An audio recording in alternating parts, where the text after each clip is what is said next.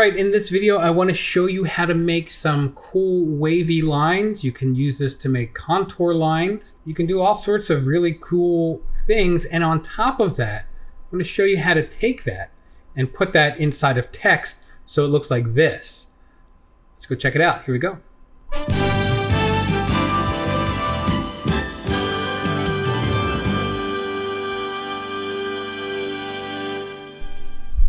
To make these wavy lines, we're going to start off for this first one using a blend.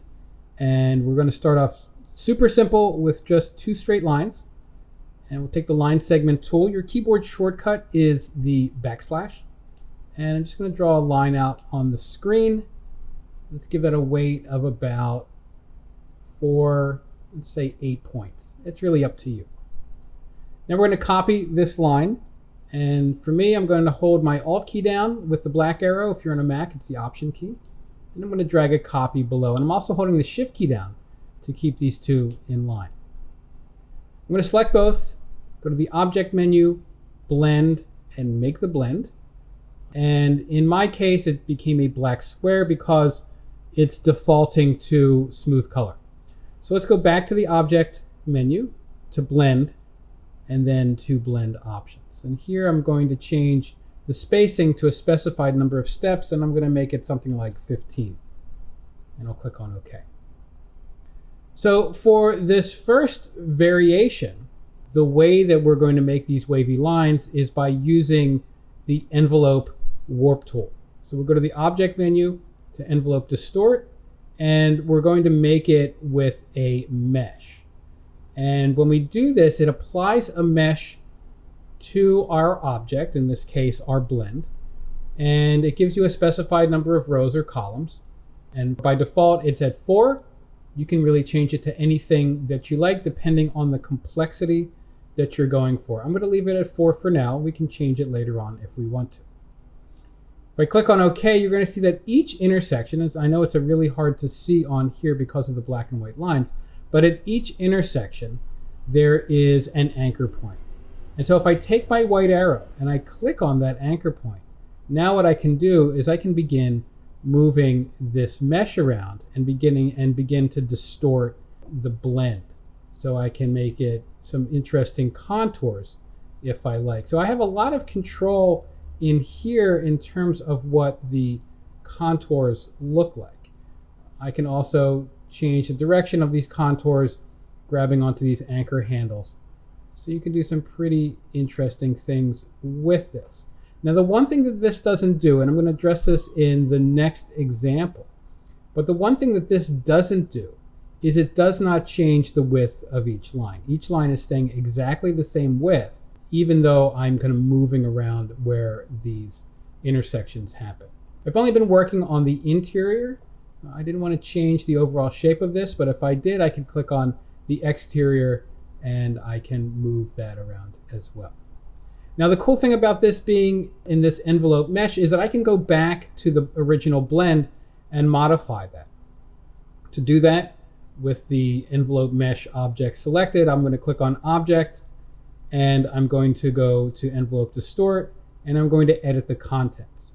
And when I click on Edit the Contents, now I get back to the original blend, which means that I can even select one of the lines. And let's say I want the bottom line to be thicker for my blend. I can change that thickness, and now it updates that blend within that envelope mesh. So it's pretty cool because it's keeping it live. What I can also do is update the blend. So here I've made the top a little bit thinner and the bottom a little bit thicker, and let's say I want some more steps in between to fill this in more. You can still select the blend, Object, Blend, and Blend Options. And now let's say I want this to be like 20 steps, something like that. If I'm happy with it, I go to the Object menu, Envelope Distort, and then I can edit the envelope, and now I can go back and start shaping this mesh to my liking. So there's some pretty interesting things that you can do with this. But like I said, the one thing that you can't do is you can't change the individual width of parts of the blend. And the reason for that is that these are still line segments. Illustrator still sees these as line segments, so it's not going to allow you to change the thickness. What we're going to have to do is change these lines at some point into Illustrator shapes. So I'm going to show you how to do that in the next example. What I'm going to do now is I'm going to do essentially the same thing as that we did with the blend, but we're going to do it with the transformation tool. And we'll do that as an appearance. So I'm going to draw out another line. I'm going to make the weight, let's start off with something like 4 points. I'm going to open up my appearances panel. So I'm going to go to the window menu, appearance, and for the stroke, I'm going to click on that. I'm going to click on effects, distort and transform, and I'm going to click on transform. So what I can do with this is I can transform this by copying it a number of times and moving each copy a certain distance. So let's say I make 20 copies here, and I want to move this 30 pixels each time. Right? So I have 20 copies, each 30 pixels apart. I'm going to change this to say 20 pixels. Let's make this 15, just to get it a little denser in here. So essentially what is happening is this is one line segment that's copied 20 times with the distance that we have specified. And if I click on this line and go back into the stroke settings, I can change the weight, and that's going to change the weight for all those lines. So I'm going to set this now to about 8 points. I want my texture to be a little denser. I can certainly apply the envelope distort to this, and it will work in the same way. So I can make this with a mesh and adjust these intersections. But again, the thickness of each line segment is not changing. And again, that's because it's a line and it's not an Illustrator shape. So I'm just going to undo this, and I'm going to show you how we can address that. Let's get rid of that envelope mesh. So right now, again, this is a line with 20 copies. What I want to do is I want to expand this so it's now 20 individual lines. So I'm going to break it from everything here in the appearance panel. We'll get rid of this transformation effect by going to the object menu and expand appearance. And by doing that, now I have grouped together 20 individual lines. But again, they're lines, so even if I tried to distort them with the envelope, I wouldn't be able to change the thickness. What I have to do is outline the stroke. So I'll go to the object menu, I'll go down to path, and I'll outline the stroke. And now each of these is an Illustrator shape. But now the way that we're going to modify this, we are not going to use the envelope distort. We're going to use a tool called the warp tool. If you can't find it on your toolbar, the keyboard shortcut is Shift and R. And the way that the warp tool works is it has essentially a brush that you move around on the screen to begin distorting shapes. Before we use it though, I want to show you that you can make all sorts of adjustments to the warp tool by double clicking on it in the toolbar. And you can change the width and height of the brush, the angle if it's a rectangle, and the intensity. So I'm going to leave it at this default of 100 pixels by 100 pixels with an intensity of 50%, and I'm going to click on OK. And the way that this works is with my line selected, I'm going to take this brush and I'm going to start to move it over the lines. And you can see that as I do that, it's starting to warp everything, and it's changing the thickness of the lines that make up this essentially this blend. So there's some really interesting things that we can do with this. Now, you can go back to the width tool and change the size. You can make it smaller if you want some more detail, or you can make it larger if you want to work on some more kind of bigger areas.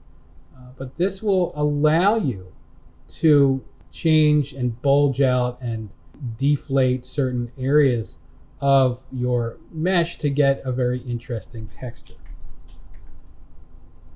You can change the intensity up to 100. I don't recommend that just because it makes everything go completely insane, but certainly 50% or 25% if you want a little bit more subtlety.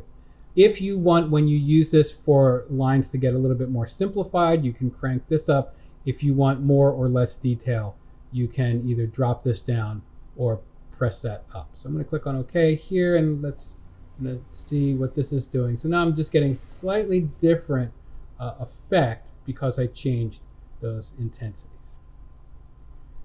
And now for the extra piece of this, I want to show you how you can take this texture, or any of these textures that we made for that matter, and put them inside of text. So I'm going to take the type tool. I'm just going to type out like this is text.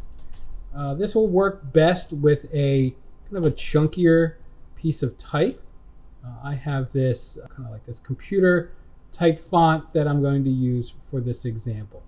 So I'm going to make this a little bit bigger. It also works best if your the texture itself doesn't have a lot of space in between it. We'll try it with this one and see what happens. But if you want to use this, this may prompt you to redo the texture, so maybe it's a little bit tighter together. There's more ink and less background.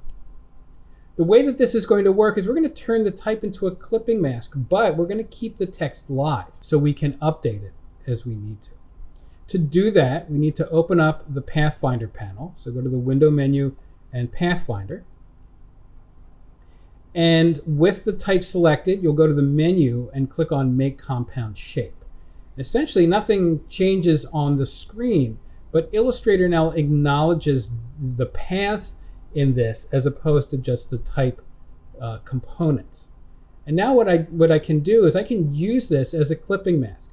Also, I just want to point out that while this is a compound path, I can now apply a pattern to it, or I can apply a gradient to it, something that I cannot do if it is pure type. But where we're going with this is we're going to turn this into a clipping mask, which we can do now because it is a compound path. So I'm going to select the type and the background, go to the Object menu, Clipping Mask and Make, Command or Control 7, and now you have this texture that's inside of this type, and the type is live. So if I want to re-edit this, I can do that. Now, this is really hard to see because there's a lot of negative space in the background. So what I'm going to do is I'm going to undo this for a moment, and we'll just take a rectangle and we'll place it behind this with a color, some arbitrary color here, Object Arrange, Send to Back, and now I can take my type, place it on top of here, select everything, Object, Clipping Mask, and Make, and now it's more legible as text. But again, it's live text, so meaning that if I want to update it, I can do that. If I want to change the font, I can certainly do that as well. To whatever font I think might look great here. Right. So that is how to make some wavy lines and then how to apply it to text. Thanks for watching.